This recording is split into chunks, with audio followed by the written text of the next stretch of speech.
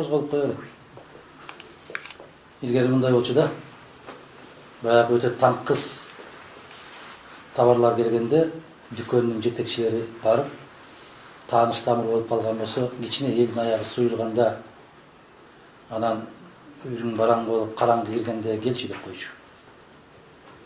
Анан ошондо акыры чанаңды сүйрөп барсам, таңкыс деген товарлардан кичине атаң сүйлөшүп койгон болот, ошону алып кетип анан үйгө кетчү. Бүгүнкү кыргыз саясаты ушундай.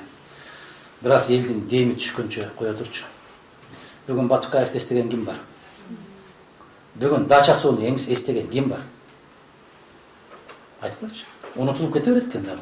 Кетет, жылдан жылга кете берет.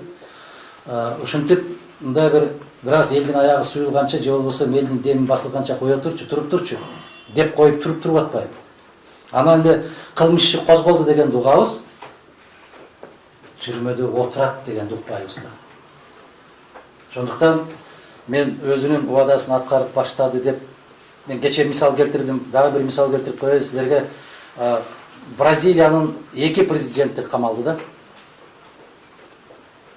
Камалды деген жок, кылмыш иши козголуп кызматтан чегиништи. Биринчи Лулу деген президенти бар эле. Аны кызматтан чегиндиришти, кетиришти. Эмне үчүн билесиздерби? Өзүнүн жакын досунан батир алып коюптур да, квартира алып коюптур. Эми элестеткиле, Бразилия деген эмне деген өлкө, ошонун президенти тааныш бир жолдош жигитинен, мына биздин компаниялар куруп атпайбы, ошондой компания үй курган экен, ошондон бир квартира алып коюптур да. Кызматтан кетиришти да. А бизде квартира алып коюптур деп айтсаң, эми алса алыптыр да, анын деле бала чакасы бар деп кайра өзүңдү сөйгөт кой. Ошентип кызматтан кетиришти. Андан кийин Русов деген аял келди президент болуп. Аны да кызматтан кетиришти. Неге? Петробрас деген биздин Кыргыз нефтегазга окшогон компаниясы бар. Ошол нефтегаз компаниясыга жеңилдик берип койду деп кызматтан кетиришти. Караңыздарчы. А бизде мына схемалар чыгып атат. Кыргыз энерго холдинг электр энергияны өндүрөт, анан Автомаш энергияга берет. Автомаш энергиянын жетекчиси болуп Атамбаевдин баласы отурат, ал жерге 35 тыйындан өткөрүп берет, ал элге 77 тыйындан, анан чарба жүргүзүүчү ишканаларга 2 сом 10 тыйындан сатып атат. Натыйжада бир эле айдын ичинде 100 миллион сом пайда көрүп атат деп чыгарып атат. Эч ким чыкпайт. Эч ким чыкпайт. Кандай дейсиздер? Тыптынч кой. Же болбосо, мына Бишкек жылуулук борборунун жарылышына менин сөзүм эмес. Атамбаевдин сөзү. Жээнбеков жана анын командасы жооп бериш керек деп айтты. Уктуңарбы барыңар?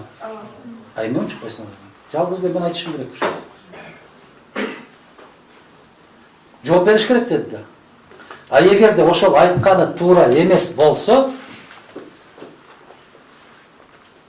сотко бериш керек да. Бирөөлөр туура эмес жазып койду деп эле сотко берип эле журналисттерди 5 миллиондон, 2 миллиондон доого чыгып эле баарын оозун жаап атпайбы. А бул деген чоң күнөө да, туурабы? Күнөө жаап айыптап атат да. Ушул жана ушунун командасы жооп берет деди. Уктуңарбы ошону? Мен деле силер сыяктуу эле уктум. Мен дагы жооп алгым келет.